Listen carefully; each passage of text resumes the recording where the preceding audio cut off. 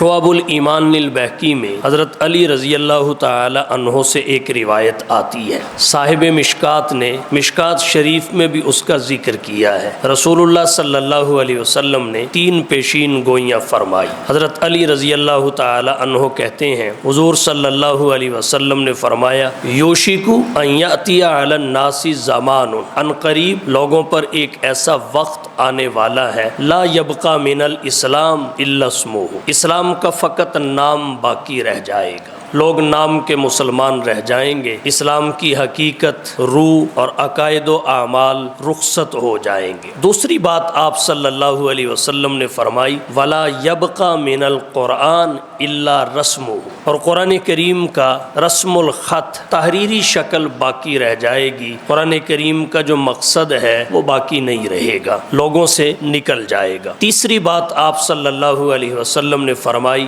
مساجدہم عامرۃ وہی خراب من الہدی، مسجدیں عالی شان تعمیر کی جائیں گی، بڑی بڑی مساجد بنائی جائیں گی مگر ہدایت سے محروم ہوں گی، ویران ہوں گی۔ مساجدہم عامرۃ وہی خراب من الہدی، مقصد پورا نہیں ہوگا۔ یہ 3 پیشین گوئیاں رسول اللہ صلی اللہ علیہ وسلم نے آنے والے زمانے کے بارے میں فرمائی اور کتب احادیث میں موجود اور محفوظ ہیں۔ آج ہم دیکھیں یہ تینوں باتیں اپنے کمال کی طرف بڑھتی نظر آ رہی ہیں۔ اب اس پیشین گوئی کو سامنے رکھتے ہوئے ہم اپنے حالات کا جائزہ لیں، کیا واقعتاً ہم نام کے مسلمان نہیں رہ گئے؟ اسلام کی جو حقیقت ہے، اسلام کی جو روح ہے، اسلام کے جو عقائد و اعمال ہیں وہ ہم میں سے کتنوں میں نظر آتے ہیں اور کس حد تک نظر آتے ہیں؟ جائزہ ہم لیں تو ہم خود نتیجے تک پہنچ جائیں گے۔ مسلمان فقط نام کا مسلمان ہے۔